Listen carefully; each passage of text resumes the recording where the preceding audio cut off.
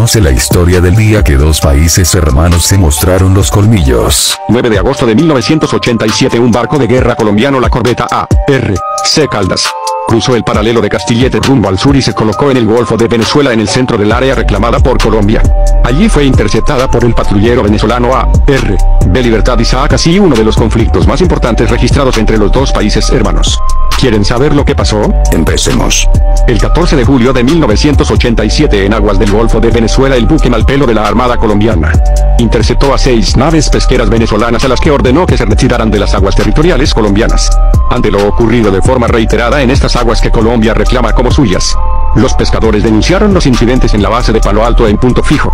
De inmediato la Armada venezolana desplegó patrulleros para defender la soberanía de la zona. Tras el despliegue de la Armada venezolana, Colombia envió a la corbeta A.R.C. Caldas cruzando el paralelo de Castillete rumbo al sur y se colocó en el Golfo de Venezuela y fue interceptado por el patrullero Libertad, la cual entablaron las siguientes conversaciones.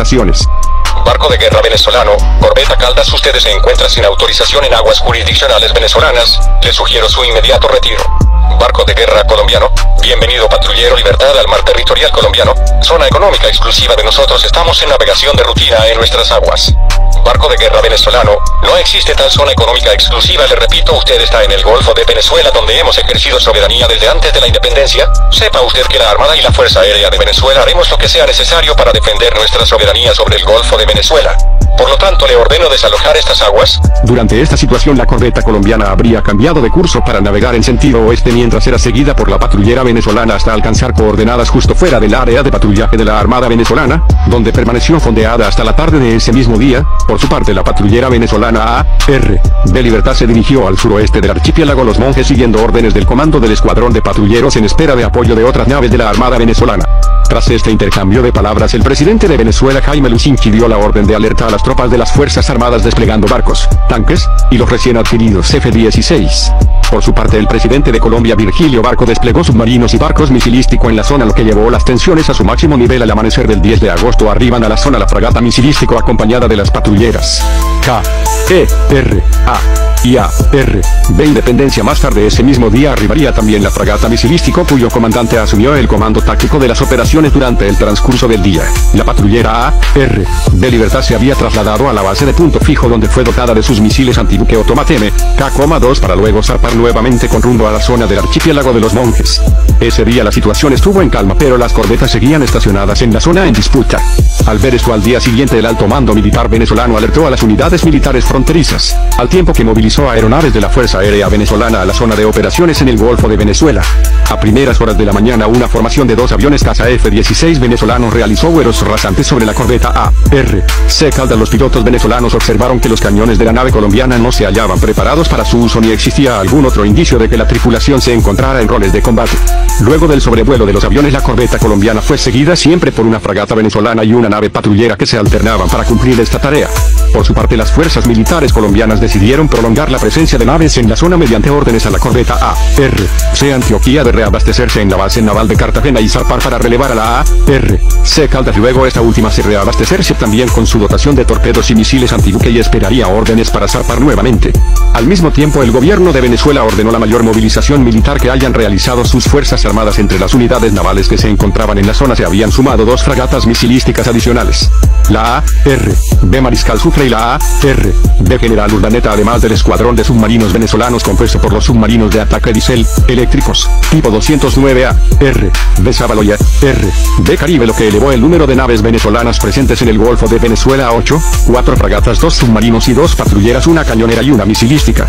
Más tarde, una de las fragatas venezolanas, la A.R.B. Sucre, detecta la presencia de un avión militar colombiano. Ante esta situación, el comandante de la nave ordena a la tripulación ocupar sus posiciones de combate y de acuerdo a las reglas de enfrentamiento recibidas, se consideraría que eran parte de un ataque si la aeronave colombiana entraba dentro del rango de alcance de un misil M40 Exos, aproximadamente a 70 kilómetros.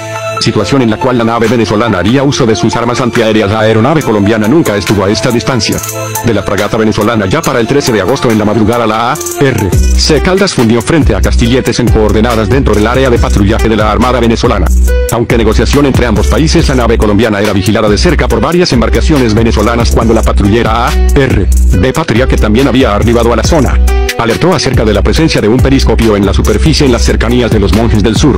Ante este descubrimiento, la fragata venezolana A.R.V. Sucre inició la búsqueda del submarino colombiano haciendo uso de su sonar, además de preparar sus torpedos para un eventual ataque. Se trataba de la R.Z. Tayrona. Posteriormente, la nave venezolana recibiría órdenes del Comando de la Fuerza de Tareas de no atacar al submarino, cuya persecución cesó en los límites de las aguas territoriales colombianas al noroeste. Ese mismo día, aviones venezolanos F-16 que realizaban patrullaje sobre la zona detectan y persiguen aviones Mirage 5 de la Fuerza Aérea Colombiana, hasta que estos retornan a su espacio aéreo en horas de la mañana ante la escalada de las acciones militares en la zona de conflicto y los movimientos de tropas y unidades blindadas que ya comenzaban a realizar las Fuerzas Armadas de Venezuela hacia la frontera terrestre con Colombia. El Comando General de las Fuerzas Militares de Colombia alteró las prioridades de sus hipótesis de posibles conflictos armados. Un conflicto armado con Venezuela pasó del tercer nivel de prioridad luego del de Nicaragua a ser el más inminente escenario de guerra externa, superado solamente por el conflicto interno. Los días siguientes fueron de máxima tensión. Venezuela cerró sus fronteras con Colombia, lo que paralizó por completo el comercio binacional. A su vez, se desplegaron servicios de inteligencia para detectar la presencia de militares colombianos en la zona.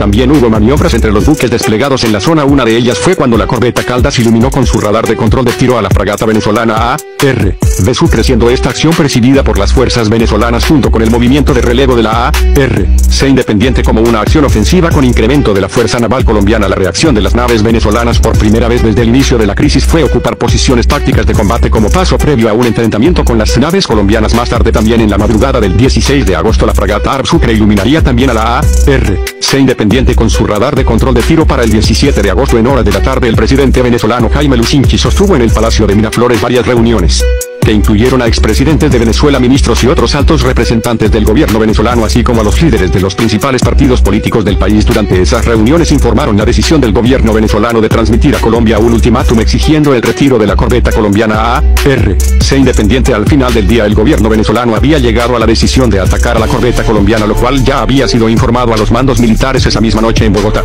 El presidente colombiano Virgilio Barco se había reunido con algunas personas de su confianza y les manifestó sus intenciones de ordenar al alto mando militar colombiano el fin de las operaciones navales en el Golfo de Venezuela, y en efecto se dirigió a la nación mediante un mensaje a través de la Radio Nacional de Colombia, informando que ante las fervientes exhortaciones del secretario general de la OEA, Joao Clemente Baena Suárez, y el presidente de Argentina, Raúl Alfonsín, el gobierno de Colombia tomaría las medidas pertinentes para normalizar la situación creada.